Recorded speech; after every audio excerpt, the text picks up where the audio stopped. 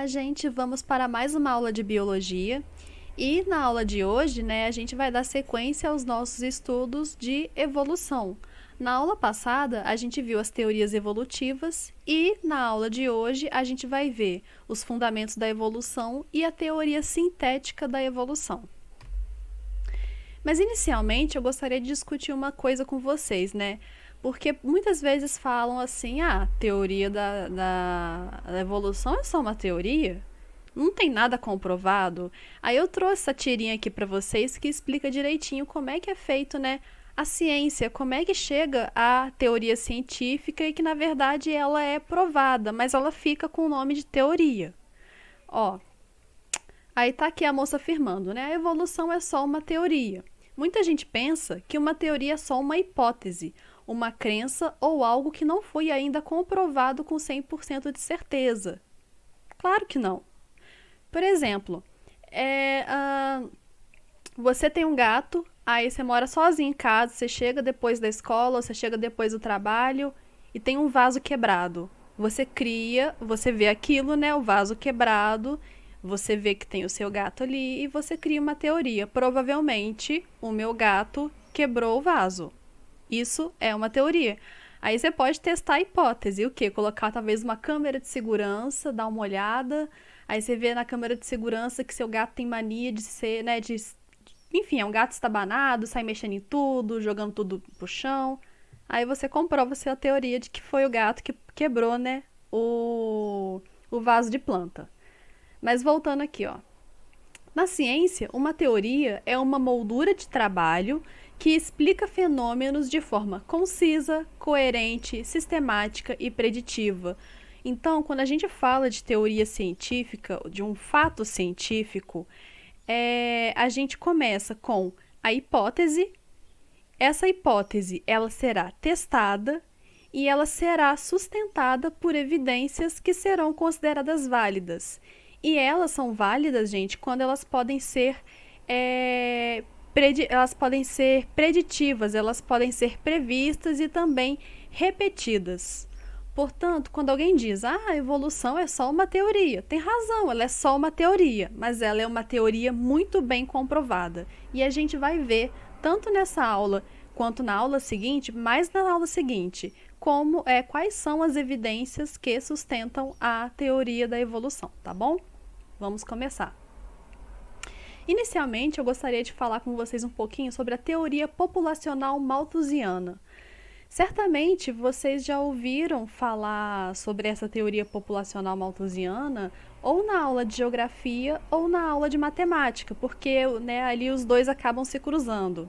Thomas Malthus, gente, ele era um estudioso, se não me engano, ele mexia com, eu não sei se era com estatística, economia, por esses cantos aí, essas áreas, E ele observou que a população avançava em progressão geométrica, enquanto a produção de alimento em progressão aritmética. Ou seja, vocês certamente já viram progressão geométrica e progressão aritmética na matemática.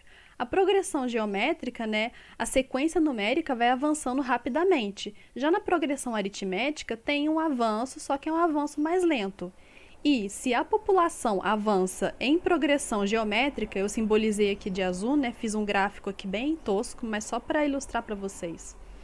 E a produção de alimentos cresce em progressão aritmética, ou seja, de forma mais lenta, isso eventualmente vai levar a um colapso da população, Vai haver mais pessoas do que recursos, alimentos disponíveis. E o Malthus, ele acreditava que o que fazia equilibrar, o que equilibrava isso, o número da população com o número de recursos, eram as pestes, as doenças, a própria expectativa de vida da população. Principalmente naquela época, se não me engano, essa teoria do Malthus, eu não sei se é no final do século XVIII ou no início do século XIX. É por aí, final de 1700 e tanto ou início de 1800. E eventualmente haveria guerras, a própria fome, doenças, e isso levaria a um equilíbrio, haveria recursos disponíveis para a população também que estava presente. E então a gente volta aí agora, finalmente, à biologia. Darwin e Wallace pensaram que a teoria populacional malthusiana poderia ser aplicada aos demais seres vivos. Pensem comigo aqui. Ó, na natureza, há recursos limitados. Vamos pensar aí nos animais. Eu sei que tem plantas, tem fungos, bactérias, mas vamos pensar nos animais, que é nós somos animais, né? Então fica mais fácil a gente se colocar no lugar dos outros animais. Quais que são os recursos que os animais precisam, né? Alimentos, abrigos, parceiros sexuais. E esses recursos são limitados. Então, o que vai acontecer? Vai haver uma disputa entre indivíduos da mesma população por esse recurso. Então, se tem uma população ali de lobos e tem escassez de alimentos, vamos supor ali que aqueles lobos se alimentam de lebres, né, de raposas, de outros pequenos mamíferos, e tem uma escassez daqueles mamíferos.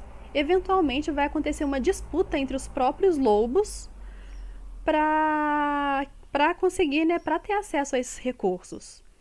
Logo, o que vai acontecer? Indivíduos com características vantajosas ganham a disputa e conseguem deixar mais descendentes. Então, aquele lobo que é mais agressivo, que é mais territorialista, que é mais forte, certamente ele vai sair na frente dos demais lobos, ele vai conseguir se reproduzir com mais fêmeas e logo ele vai passar aí os seus genes adiante.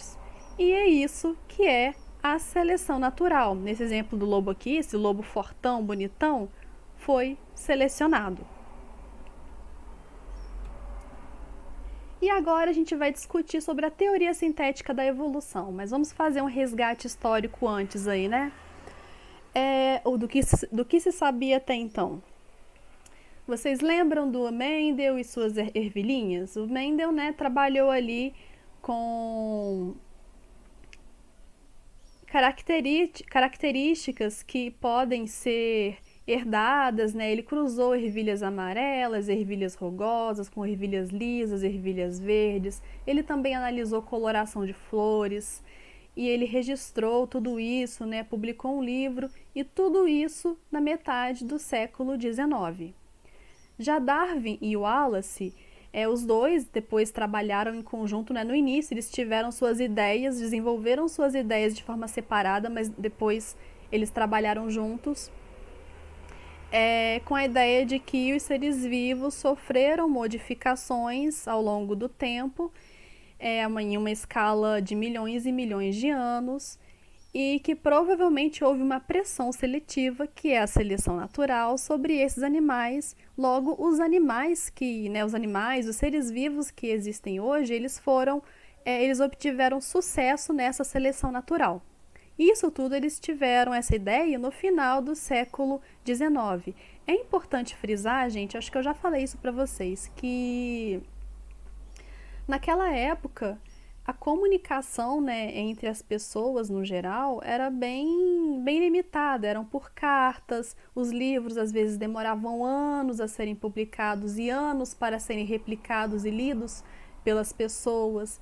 Então, Darwin e Wallace, eles não conheceram o trabalho de Gregor Mendel. Isso tudo foi separado. Então, né, agora, passando para o século XX, a gente tem a descoberta do DNA, a gente tem a descoberta aí dos genes, da estrutura. E essa pessoa aqui, gente, foi a Rosalind Franklin. Foi ela é uma química, se não me engano. Eu não sei se ela trabalhava com física e química também. Eu acho que era físico e química. E ela descobriu a estrutura do DNA, que é essa estrutura em forma de hélice, né? Estrutura helicoidal do DNA. Só que muitos livros didáticos às vezes nem citam a Rosalind Franklin. Por quê? Porque ela teve o seu trabalho apropriado por outros dois cientistas chamados Watson e Crick. Esses dois cientistas trabalhavam juntos, eles pegaram o trabalho da Rosalind Franklin, acrescentaram mais algumas coisas e publicaram sem dar créditos a ela. Eles se apropriaram do trabalho dela. Por isso que eu não gosto de colocar nem a foto deles. Eles ganharam o prêmio Nobel, só para constar. e anos depois que eles assumiram, fizeram uma retificação e assumiram e falaram que o trabalho da Rosalind Franklin foi essencial para essa descoberta do DNA. Então, por isso que eu nem gosto de colocar a foto deles, são dois homens. Quem quiser procurar no Google Imagens, está aí. Eu gosto de acreditar a Rosalind Franklin, que foi uma grande pessoa. E isso tudo, né, no século XX. No século XX, ela nasceu em 1920 e morreu em 1958, se não me engano. Então, era uma época que as mulheres ainda não tinham muito acesso a estudo, né? Então, ela foi uma grande cientista.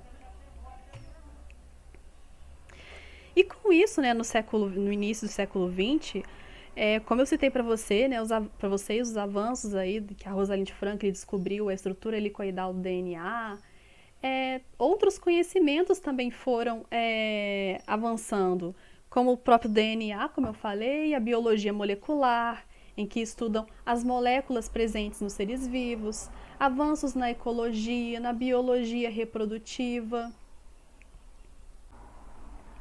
E esses avanços permitiram com que a gente descobrisse os mecanismos que atuam na evolução, na diversidade, no surgimento de biodiversidade, né, na diversidade de seres vivos, e a gente vai falar um pouco sobre cada um deles. O primeiro e o principal é as mutações. O que são as mutações? São alterações no DNA do organismo que levam a modificações que podem ser benéficas ou maléficas. Então, por exemplo, vou colocar eu como exemplo, né? Eu tô aqui e eu sofro uma mutação no meu DNA. Pode ser que eu vire um X-Men, né? Pode ser que eu tenha aí superpoderes. Mas na verdade a gente sabe que eu tenho maior chance de desenvolver um câncer. Lembrando que o câncer de pele, que é esse que eu coloquei na imagem aqui, ele é causado pela exposição prolongada, né, ao longo de anos e anos aos raios solares. Os raios solares têm a capacidade de causar alterações no nosso DNA, levando aí a formação de tumores nas células da nossa pele, ou seja, câncer. E, né, essas alterações, elas podem, dependendo do tipo de alteração, se ela for realizada nessas mutações ocorrerem nas células germinativas, elas podem ser passadas para os descendentes, para os nossos descendentes. E a gente também tem a recombinação genética. Vocês lembram que a gente tem dois tipos de reprodução, a reprodução assexuada e a reprodução sexuada. A reprodução assexuada nada mais é do que formação de clones, né, indivíduos com o mesmo DNA. E isso leva a uma baixa variabilidade genética. Já na reprodução sexuada, quando ocorre ali, né, na primeira parte da meiose, ocorre a separação dos cromossomos homólogos e depois quando juntam os gametas, né, o gameta masculino com o gameta feminino, então tá misturando ali dois tipos de genes que vão formar um DNA único, um indivíduo único, e isso favorece aí a variabilidade genética.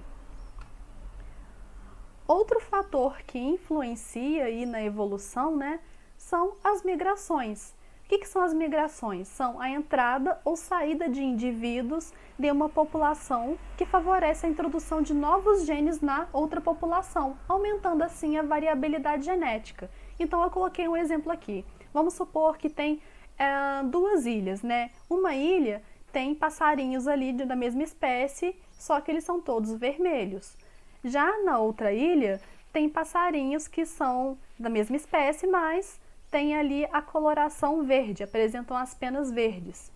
E pode ocorrer de que um ou mais, né, uma parte da população desses passarinhos verdes migrem para outra ilha e eles consigam copular com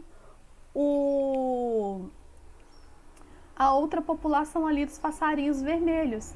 E ele está carregando um gene que confere a cor verde na plumagem. Logo ali vai haver um fluxo gênico. Então, isso que é a migração. E agora a gente tem a famosa seleção natural, que é o processo no qual os organismos mais bem adaptados a um determinado ambiente têm sucesso na sua sobrevivência e, consequentemente, deixam mais descendentes. Tem uma vírgula ali no final, gente, mas é ponto final, tá? Foi erro de digitação meu. E é bem interessante a gente frisar isso aqui, gente, esse processo no qual os organismos mais bem adaptados, porque pode ser que venham para vocês em provas ou em textos, em qualquer lugar, falando: são os organismos mais fortes, são os organismos mais bam, bam, bam. E na verdade não, são os mais bem adaptados. Quer um exemplo disso? A gente, né, nós seres humanos, a gente se acha o pica das galáxias, né? Porque a gente tá aqui, a gente domina geral, blá, blá, blá, blá, blá, blá. Logo, aí se você falar, coloca um atum em um ser humano. Quem que é mais bem adaptado, ser humano ou atum? Aí você pensa, não, ser humano, porque o ser humano é mais forte, o ser humano se alimenta do atum. Tá bom, coloca o atum no oceano e o ser humano no oceano. Quem que você acha que vai sobreviver? O atum, meu filho, vai pra longe. Quando você vê, ele nem tá mais ali. Agora o ser humano, a gente vai ficar boiando, isso quem sabe boiar, né? Nadando, quem sabe nadar até morrer. O atum, ele está bem adaptado àquele ambiente, ao oceano. Já o ser humano, né, tá bem adaptado aqui ao ambiente terrestre. Então, tenham em mente isso, que são os organismos mais bem adaptados a um determinado ambiente, tá bom? E aqui eu trouxe um exemplo aí de seleção natural para a gente trabalhar melhor com isso. Tem uns peixinhos, gente, peixinho guppy, peixinho de aquário isso, chama Poecilia reticulata, o nome científico dele. E fizeram um experimento bem interessante com o Poecilia reticulata. Colocaram eles em um laguinho com, né, vários indivíduos de Poecilia reticulata e de vários tamanhos, né? Tinha os indivíduos grandes e os indivíduos pequenininhos. Aí que vocês vão ver que nem sempre o grande, o maior, o bonzão é o mais bem adaptado. Vocês vão ver aqui. E também colocaram ciclídeos, também chamados de killifish. Esses ciclídeos, eles são peixes carnívoros que se alimentam dos Poecilia reticulata. Aí colocaram, né, num laguinho todo ornamentado, bonitinho, da seguinte forma. Nesse laguinho tinham pedras com caverninhas, tinham troncos de árvore em que os Poecilia reticulata pequenininho, eles conseguiam se esconder. Agora os grandões, ó, se ferravam, ficavam expostos. Logo, os ciclídeos, né, os predadores, conseguiam predar esses Poecilia reticulata maiores e os pequenininhos conseguiam ficar de boa ali, vivendo escondidos e tal. Logo, eles conseguiram se reproduzir e deixar mais descendentes. E, eventualmente, né, os Poecilia reticulata maiores, eles acabaram ali sendo extintos. Então, esse é um exemplo de um experimento real que mostra, né, que a seleção natural ocorre. Além disso, a gente tem outro fator que influencia aí, né, que evidencia a evolução, que é a deriva genética. A deriva genética, gente, é um processo totalmente aleatório, no qual a variabilidade genética de uma população é negativamente afetada. E isso ocorre, gente, por exemplo, eu coloquei um exemplo aqui bem trágico. A gente tem uma população de sapos, uma espécie de sapo que mora ali no entorno de um brejo. E num período de seca brava, aquele brejo, né, ali o entorno daquele brejo pega fogo, então tudo pega fogo e a maioria da população desses sapos morrem, exceto dois ou ali, talvez, eu coloquei 2 na imagem, mas pode ser 2, podem ser 4, 5, enfim, sobrevivem. E eles vão eventualmente se reproduzir, né, entre si, porém, o que vai acontecer? Isso vai levar, né, uma concentração de genes, ocorrerá uma perda da variabilidade, uma queda da variabilidade genética dessa população. E isso, de certa forma, é negativo, né? Que quanto maior a variabilidade genética, melhor é, porque menos suscetível aquela população tá doenças. Então, a queda da variabilidade genética, na verdade, é bem trágico para uma população. E com isso, a gente finaliza essa aula. Espero que eu tenha conseguido, né? Eu coloquei bastante exemplo para poder vocês entenderem melhor como é que funciona isso. E na próxima aula, a gente vai reforçar de novo de que como a teoria da evolução não é só uma teoria, ela tem evidências, fortes evidências científicas que sustentam, que a sustentam. Então, gente, a aula foi só isso e até semana que vem.